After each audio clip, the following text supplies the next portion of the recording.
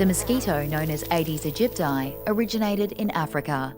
Over the last 400 years, it has spread throughout all tropical regions of the world, transmitting viruses like dengue, Zika, chikungunya, and yellow fever. Today, this mosquito puts more than half the world's population at risk of dengue alone. But we made a breakthrough that changed everything. We found a way to prevent Aedes aegypti from transmitting dengue and other mosquito-borne diseases. Our method uses safe and naturally occurring bacteria called Wolbachia that live inside insect cells and are passed from one generation to the next through the insect eggs. Here's how it works. Wolbachia are found naturally in an estimated 50% of all the different species of insects. Insects that include fruit flies, moths, dragonflies, and butterflies.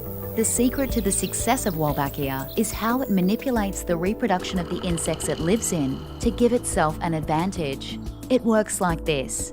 If a male insect has Wolbachia and mates with a female that doesn't, then the eggs she lays won't hatch. If the female has Wolbachia and the male doesn't, she would lay her normal number of eggs. They would all hatch and all offspring will carry Wolbachia. When two insects that both carry Wolbachia mate, the eggs will hatch and all offspring will carry Wolbachia. Over a few generations, the number of individuals carrying Wolbachia increases rapidly until nearly all the insects within a population have the bacteria.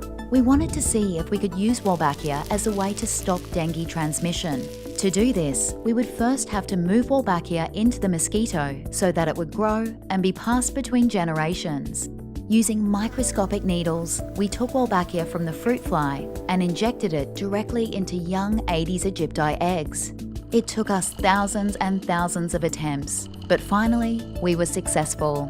And once the mosquitoes carried Wolbachia, they naturally passed it on to their offspring without the need for further injections of Wolbachia. We then took the mosquitoes that contained Wolbachia and infected them with dengue and found something really exciting. The virus didn't grow well in the mosquito, and if it can't grow, it can't be transmitted between people. Our next step was to test the approach in communities where dengue had been a problem for years. Wolbachia mosquitoes were released once a week for 10 to 20 weeks, and within a few months, close to 100% of the mosquitoes had Wolbachia. Years later, they still do. The results are clear. Dengue cases have dramatically decreased in communities where Wolbachia mosquitoes were released.